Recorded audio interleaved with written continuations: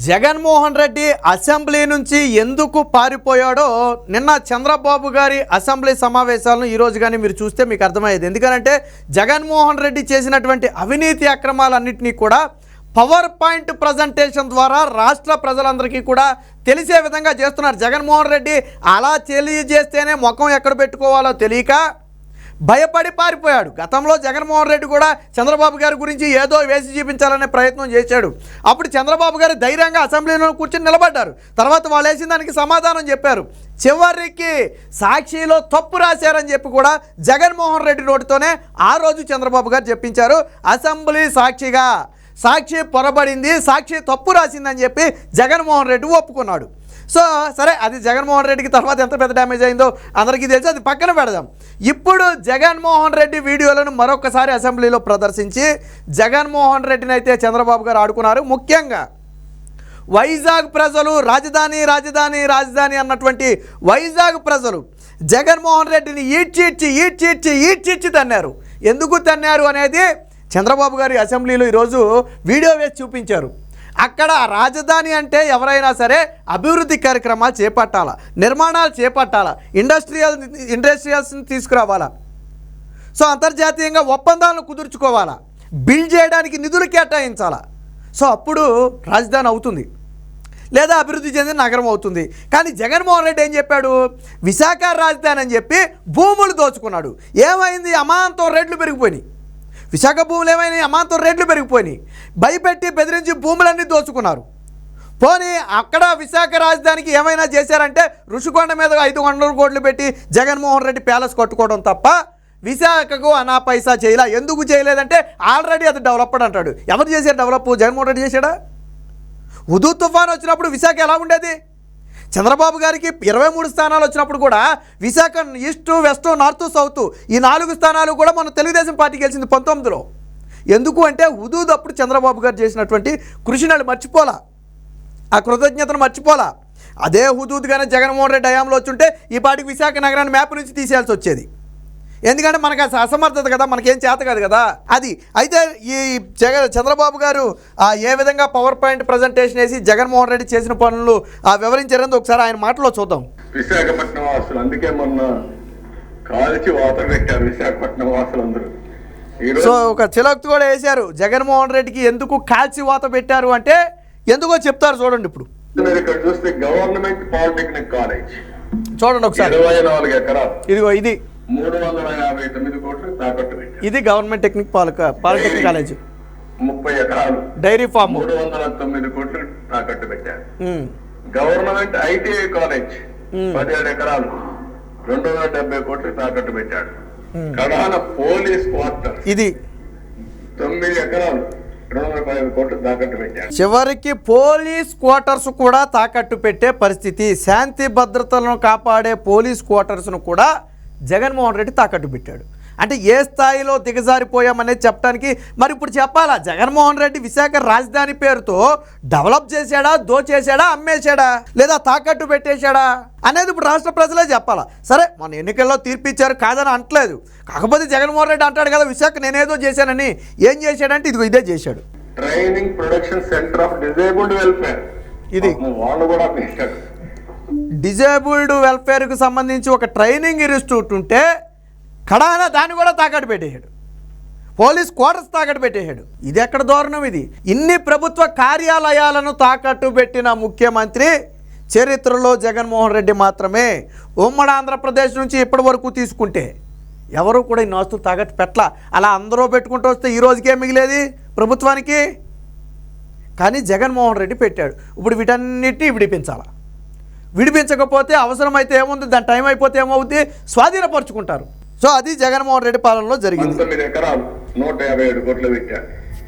ఈ బంగ్లా 10 ఎకరాలు 203 కోట్లు. ఇది ఆర్ఎన్బి క్వార్టర్స్ 3 ఎకరాలు 99 కోట్లు. ఇదిగో కడాల రైతు బజారు కూడా వదిలిపెట్ల 4 ఎకరాలు అంటే చివరికి రైతు బజారు కూడా వదిలిపెట్ల 4 ఎకరాలు ఉంటే 90 కోట్లకి ఆయన తాకట్టు పెట్టేశాడు.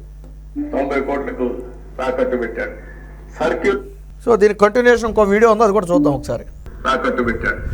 సర్క్యూట్ హౌస్ మనం ఉండే అప్పుడప్పుడు మీరు ఉంటారు, దాన్ని కూడా 3 ఎకరాలు 60 కోట్లు పెట్టాడు. సో ఇది సర్క్యూట్ హౌస్. ఎప్పుడైనా గెస్ట్లు లాంటి వాళ్ళు వెళ్తే ఉండే ఈ హౌస్ని 3 ఎకరాలని 81 కోట్లకు తాకట్టు పెట్టాడు. అన్ని కోట్లలోనే. పీడబ్ల్యూ ఆఫీస్ ఇదిగో పీడబ్ల్యూ ఆఫీసు 79 కోట్లు. కడాన సెరికల్చర్ 6 ఎకరాలు 47 కోట్లు. తహసీల్దార్ ఆఫీస్ సీతమ్మధార 1 ఎకరా 34 కోట్లు. ఎకరం 34 కోట్లు. ఇక్కడ 1 ఎకరం విస్తీర్ణం అదే దాన్ని 34 కోట్లకి. ఇలా 1 కాదు 2 కాదు, ఇవన్నీ తాకట్టు పెట్టిన government polytechnic college, dairy farm, government ITI college, police quarters, అలాగే training production centre of disabled welfare, అలాగే ఈ బంగ్లా కానివ్వండి, R&RBకి సంబంధించిన క్వార్టర్స్ కానివ్వండి, రైతు బజార్ కానివ్వండి, సర్క్యూట్ హౌస్ కానివ్వండి, పీడబ్ల్యూడి ఆఫీస్ కానివ్వండి, సెరికల్చర్కి సంబంధించి కానివ్వండి, తహసీల్దార్ ఆఫీస్ కానివ్వండి, ఇవన్నీ కూడా జగన్మోహన్ రెడ్డి తాకట్టు పెట్టినటువంటి ఆస్తులు విశాఖలో. మరి ఏది రాజధాని? అమ్మేశావు విశాఖను, ఎక్కడ రాజధాని లేదు కదా. అదే చెప్పారు చంద్రబాబు గారు. ఇంకేదో మాట్లాడుతున్నారు, వినండి ఒకసారి. ఇంకా మిగిలినన్ని వీళ్ళు కబ్జా చేశారు, ఇవన్నీ తాకట్టు పెట్టారు. సో తాకట్టు పెట్టిందేమో ఇవి, మిగిలినేమో కబ్జా చేశారు. అంటే మనకు కనపడే తాకట్టు పెట్టిన మనకు కనపడినవి కబ్జా. ఏమేమి సేఫ్గా ఉన్నాయని కదా, ఆల్రెడీ అవి కబ్జాలు. అవన్నీ ఇప్పుడు విడిపించాలా.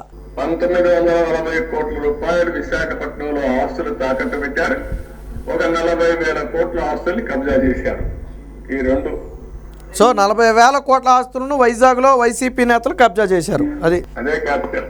అందమైన పేరు విన్నారు కదా, అదే క్యాపిటల్. జగన్మోహన్ రెడ్డి దానికి పెట్టిన పేరేంటి? విశాఖ మొత్తాన్ని దోచేసి, లూటీ చేసి, కబ్జా చేసి, దొరికిన కాడికి అమ్మేసి, లేకపోతే తాకట్లు పెట్టేసి దానికి పెట్టిన పేరేంటి? క్యాపిటల్. చంద్రబాబు గారు అదే ఇప్పుడు ఎగతాళి చేసింది. ఎందుకు జగన్మోహన్ రెడ్డి దారుణ పరాజయం పాలయ్యాడు? జగన్మోహన్ రెడ్డి చూడండి, ఇప్పుడు వైజాగ్ పేరు కానీ అమరావతి పేరు కానీ రెండు ఎత్తట్లా. జగన్మోహన్ రెడ్డికి చావు దెబ్బ. అమరావతిని నాశనం చేయడం ఎప్పుడైతే ప్రారంభించాడో అప్పుడే ప్రారంభమైంది. పతనం అనేది ఆ రోజే పునాది పడింది. తర్వాత అది అంచెలంచెలుగా పెరిగింది. అమరావతి రైతుల ఉసురు జగన్మోహన్ రెడ్డి ఊరుకునే పోదు. ఈవెన్ నువ్వు చెప్పినటువంటి విశాఖ వాసులు కూడా నిన్న నమ్మల. సరే, అమరావతి రైతులను వదిలి కాసేపు పక్కన పెడదాం. నువ్వు విశాఖ వాసులకి ఎంతో చేశానని చెప్పుకున్నావు, రాజధాని చేస్తున్నానని చెప్పావు. 5 ఏళ్ల పాటు దాదాపు 4.5 ఏళ్ళు రాజధాని ఊరించావు కదా. అయినా కానీ విశాఖ వాసులు నిన్నేం చేశారు? కర్రు కాల్చి వాత పెట్టారు. నమ్మలా నిన్ను. అసలు నీకు అక్కడ కనీసం ఎంట్రన్స్ ఇవ్వలా నీకు. ఎందుకు? నువ్వు చేసినటువంటి అరాచకాలు చూశారు కాబట్టి, నువ్వు చేసినటువంటి కబ్జాలు చూశారు కాబట్టి, నువ్వు అమ్మేసినటువంటి ఆస్తులను చూశారు కాబట్టి నీకు అవకాశం ఇవ్వాల. ఇది నిన్న చంద్రబాబు గారి అసెంబ్లీలో అయితే ఈరోజు ప్రజెంట్ చేయడం అయితే జరిగింది. దీంతో ఒకసారిగా అసెంబ్లీ అంతా నవ్వులు పూయడంతో పాటు ఇప్పుడు మరి వైసీపీ నేతలు వచ్చి సమాధానం చెప్పాలా. ఇప్పుడు చంద్రబాబు గారు ఇచ్చిన పవర్ పాయింట్ ప్రజెంటేషన్ అబద్ధమా నిజమా? తాకట్టు పెట్టాడా లేదా? సొమ్ములు తెచ్చాడా లేదా? విశాఖను నాశనం చేశాడా లేదా? అక్కడ భూములు కబ్జా చేశాడా లేదా? ప్రజలను హింసకు గురి చేశాడా లేదా? ఆంధ్రాను నట్టేట ముంచాడా లేదా? అప్పుల సుడిగుండంలోకి నెట్టాడా లేదా? ఇవన్నీ కూడా వైసీపీ నేతలు ప్రెస్ ముందుకు వచ్చి సమాధానం చెప్పాలా. చంద్రబాబు గారు ఆధారాలతో సహా ఎన్ని కోట్లకు తాకట్టు పెట్టారు, ఎన్ని ఎకరాలు తాకట్టు పెట్టారు అనేది చాలా స్పష్టంగా వివరించారు కదా. ఇలా ఒక్కొక్క వైసీపీ ఇటు శ్వేతపత్రాలతో పాటు జగన్మోహన్ రెడ్డి చేసినటువంటి అక్రమాలను సైతం పవర్ పాయింట్ ప్రజెంటేషన్ ద్వారా చంద్రబాబు గారు ఈరోజు రాష్ట్రం మొత్తానికి తెలియజేస్తున్నారు. జగన్మోహన్ రెడ్డి ఏదో ఢిల్లీ వెళ్ళిపోయి నేను అది పొడి చేస్తా ఇది పొడి చేస్తా ఏమీ లేదు. ఎవడ నమ్మలా. 36 హత్యలకు సంబంధించి వాళ్ళ పేర్లు ఇమ్మంటే ఈ రోజుకి జగన్మోహన్ రెడ్డి ఉలుకు లేదు పలుకు లేదు. జగన్మోహన్ రెడ్డి పత్రికలో పత్తా లేడు. 36 పేర్లు ఇదిగో 36 పేర్లు, ఇదిగో వారి అడ్రస్సులు అని ఎందుకు రాయలేదు? ఎందుకు జగన్మోహన్ రెడ్డి ఓ ప్రెస్ నోట్ విడుదల చేయలేదు? సాక్షిలో ఎందుకు చూపించలేదు? 36 మంది ఫోటోలు ఎందుకు వేయలేదు? అదంతా బోటకం కాబట్టి. కానీ ఇది వాస్తవం. ఈరోజు చంద్రబాబు గారు అసెంబ్లీలో వేసినటువంటి ఈ వీడియో ద్వారా రాష్ట్రంలో జగన్మోహన్ రెడ్డి సాగించినటువంటి అరాచక పాలన ఏ స్థాయిలో ఉందనేది రాష్ట్రం మొత్తానికి మరొకసారి అర్థమైంది.